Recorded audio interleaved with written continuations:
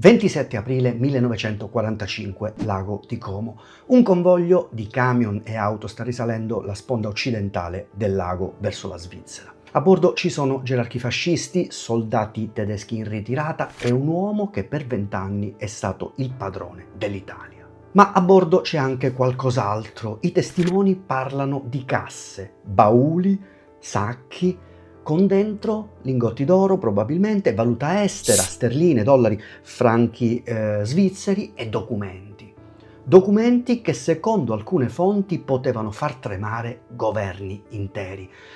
Ora, il convoglio viene fermato a un posto di blocco da parte dei partigiani presso la stretta di Musso. Poi viene perquisito poco più avanti a Dongo. Scendete dal camion! Mussolini viene catturato e poi il giorno dopo verrà fucilato, ma il tesoro viene preso in custodia dai partigiani. Viene catalogato e consegnato poi dopo essere passato da CLN, autorità locali, prefetture, alle autorità del nuovo Stato italiano. Tutto questo in teoria, perché quando mesi dopo si fa l'inventario ufficiale di ciò che è stato consegnato, i conti non tornano. Mancano lingotti, mancano valute, mancano documenti e manca una parte consistente di quello che i testimoni hanno visto con i propri occhi.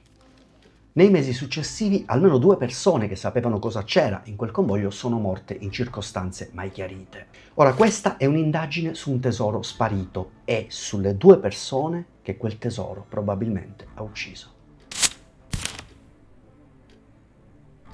Prima di entrare in quel convoglio dobbiamo capire cosa stava succedendo in Italia nell'aprile del 1945. La guerra è praticamente finita, tutti lo sanno ormai, i tedeschi lo sanno, i fascisti lo sanno, gli alleati risalgono la penisola e il fronte crolla praticamente a pezzi. Il 25 aprile il Comitato di Liberazione Nazionale proclama l'insurrezione generale. Milano insorge ed è progressivamente controllata dai partigiani. Mussolini, che fino a pochi giorni prima era il capo della Repubblica Sociale Italiana, ovvero lo stato fantoccio voluto da Hitler nel nord Italia, è in fuga.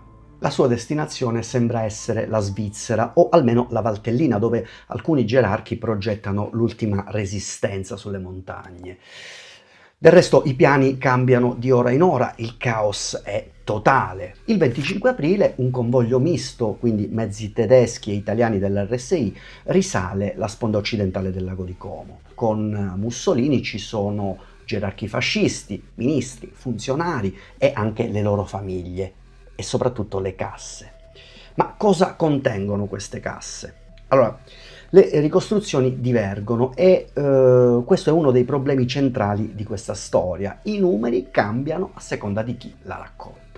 Le stime più prudenti, basate sugli atti processuali successivi, parlano di una quantità molto significativa di valori, quindi di lingotti d'oro, di sacchi in valuta estera in varie denominazioni, quindi sterline, dollari, franchi svizzeri, grandi quantità di lire italiane, gioielli e un elemento che diventerà poi cruciale, i documenti riservati.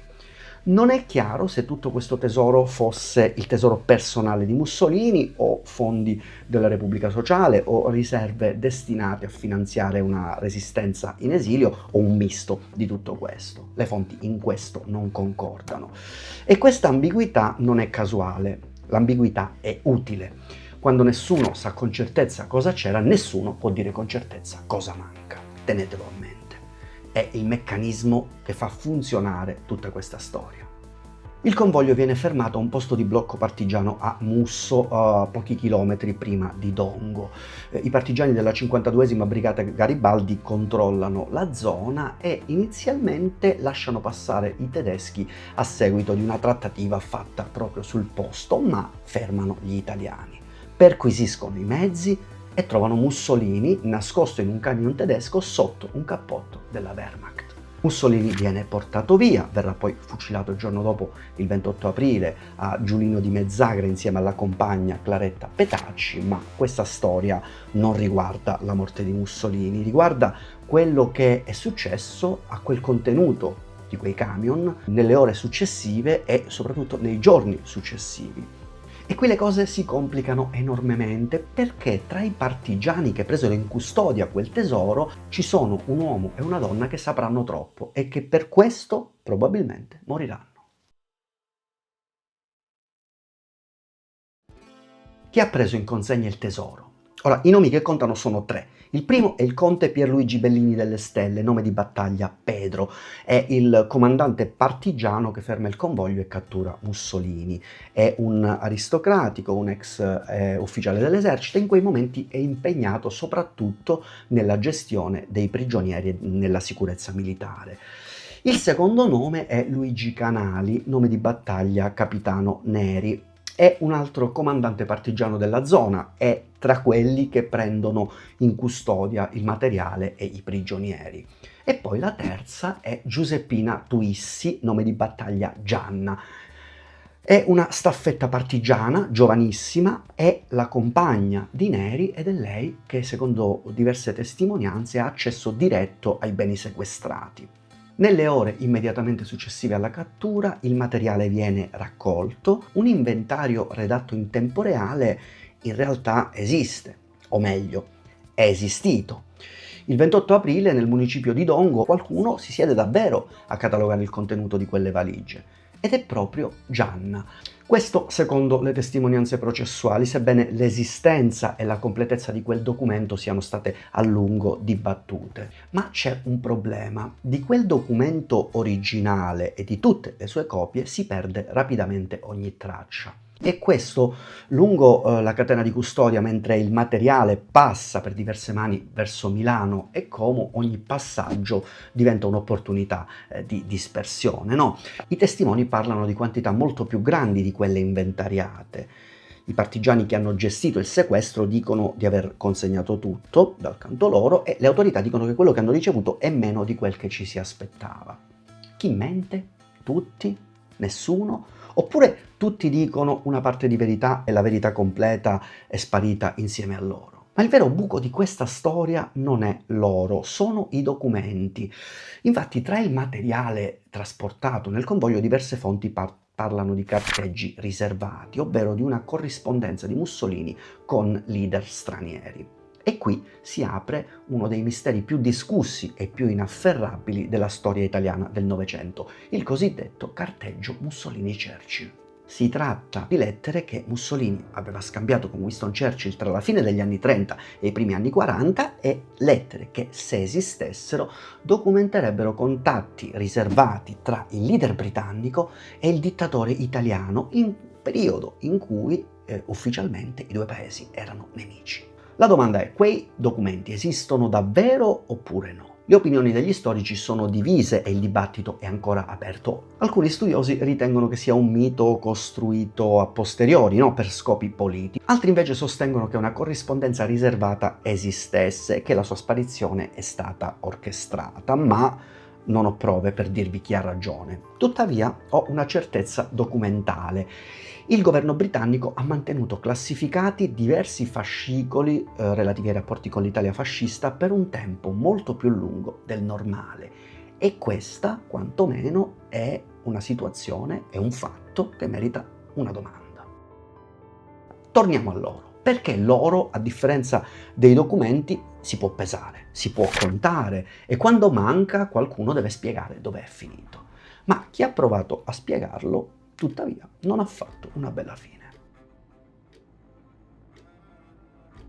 Nel giro di pochi anni, due persone che sapevano esattamente cosa c'era in quelle casse non saranno più in grado di parlare. Una verrà trovata morta, l'altra sparirà. Luigi Canali, nome di battaglia Capitano Neri, è stato uno dei protagonisti delle giornate di Dongo e ha avuto un ruolo nella gestione dei prigionieri e dei beni sequestrati. Conosce i dettagli, sa cosa c'era nelle casse e, cosa ancora più pericolosa, sa dove sono finite. Quindi nei mesi successivi va da sé che Neri diventa un uomo scomodo, perché sa troppo. Il 7 maggio del 1945 Neri scompare in seguito ad una convocazione a Como e il suo corpo non verrà mai ritrovato. Le indagini e le testimonianze successive parleranno di una sorta di esecuzione sommaria, un cadavere fatto sparire probabilmente proprio nel lago di Como, quindi una morte violenta, non una fuga o un incidente, ma la domanda è chi lo ha ucciso. Poi c'è Giuseppina Tuissi, nome di battaglia Gianna. Gianna era la compagna di Neri, era una staffetta partigiana, era giovane ed era presente a Dongo. Anche lei sapeva. Ora Giuseppina Tuissi scompare un mese e mezzo dopo di lui. Anche il suo corpo non verrà mai recuperato. Fu vista l'ultima volta mentre si recava a un appuntamento e secondo le ricostruzioni processuali fu uccisa e il suo corpo fu gettato nel lago. Due persone che sapevano, due persone che non possono più parlare. Non sto dicendo che esiste un complotto organizzato da un mandante unico. La realtà è quasi sempre più caotica e più banale di qualsiasi teoria del complotto. Nella confusione della liberazione, diverse persone hanno avuto accesso a quel tesoro.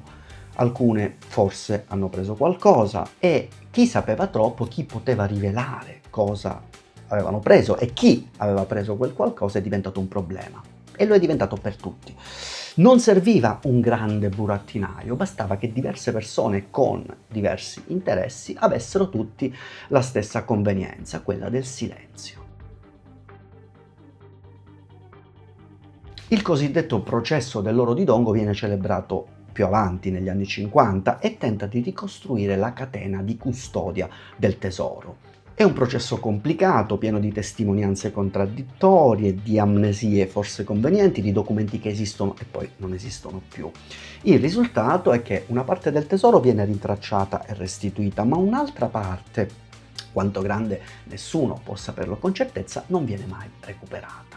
Ci sono poi dei documenti che attestano che il magistrato Zingales, che nel 1947 era stato il primo a cercare di ricostruire la verità su questa vicenda, dovette poi lasciare l'incarico per le difficoltà che aveva incontrato. Di questo e altro parlo nella newsletter Briefing Enigma. Se non siete ancora iscritti vi lascio il link gratuito ovviamente in descrizione. Allora, cosa sappiamo davvero? Come sempre, dividiamo i fatti in 3 livelli. Primo livello, i fatti certi. Il convoglio di Mussolini trasportava beni di valore significativo, oro, valuta estera, documenti, e questo è documentato dalle molteplici testimonianze concordanti e dagli atti processuali. Il materiale è stato sequestrato dai partigiani in condizioni di caos, senza che un inventario reale sia mai stato ritrovato o reso pubblico, e quando le autorità hanno tentato di ricostruire il contenuto del convoglio, le cifre non corrispondevano tra le diverse fonti. Una parte del tesoro non è mai stata recuperata, Luigi Canali è morto, Giuseppina Tuissi è scomparsa ed entrambi erano testimoni diretti. Questo è nei documenti, questo è reale. Secondo livello, i fatti sospetti. Le discrepanze degli inventari non sono mai state spiegate in modo convincente. La differenza tra ciò che i testimoni hanno visto all'interno del convoglio e ciò che è stato ufficialmente catalogato è troppo grande per essere attribuita solo al caos della guerra. Le morti e le sparizioni di testimoni chiave seguono un pattern inquietante. Non è una prova di complotto perché le motivazioni possono essere infinite. Il governo britannico ha mantenuto classificati i fascicoli relativi ai rapporti con l'Italia fascista per un tempo anomalo. Non è ovviamente una prova dell'esistenza del carteggio Mussolini-Churchill né del collegamento tra le due cose, ma è un comportamento che merita una domanda. Terzo Apparizione del livello, quello tesoro che non e è la morte dei dimostrabile, testimoni. ovvero chi ha preso l'oro. Non lo sappiamo. Le accuse sono state molte, rivolte a partigiani, a politici, a servizi segreti, ma nessuna è mai stata approvata in modo definitivo per l'intero ammanco. L'esistenza del carteggio Mussolini-Churchill, il collegamento diretto tra le morti dei testimoni e poi la sparizione del tesoro. Questa è un'ipotesi investigativa ragionevole, ma un'ipotesi ragionevole non è una prova. Ma forse la verità più scomoda di questa storia non è nell'oro scomparso, è quello che questa vicenda racconta un po' l'Italia. Un tesoro che verosimilmente apparteneva allo Stato italiano è sparito durante un passaggio di potere e nessuno ha mai pagato per la sua sparizione in modo completo. Non perché non ci fossero colpevoli, ma forse perché c'erano troppi colpevoli. Perché l'oro di Dongo probabilmente non è stato preso da una sola mano, è stato preso da tante mani, in tanti momenti, con tante giustificazioni. L'oro di Dongo non è un complotto, è un sistema in cui tutti hanno interesse a non guardare troppo attentamente. E dopo 80 anni quel sistema ha funzionato perfettamente. C'è un dettaglio in questa storia che non vi ho raccontato, riguarda un quarto nome, una persona che nel dopoguerra poi ha costruito una carriera pubblica di primo piano. Una carriera che forse non sarebbe stata possibile senza quello che è successo in quei giorni di aprile, ma quello è un altro fascicolo e richiede documenti che sto ancora cercando. Qui non si fa intrattenimento, qui si aprono indagini.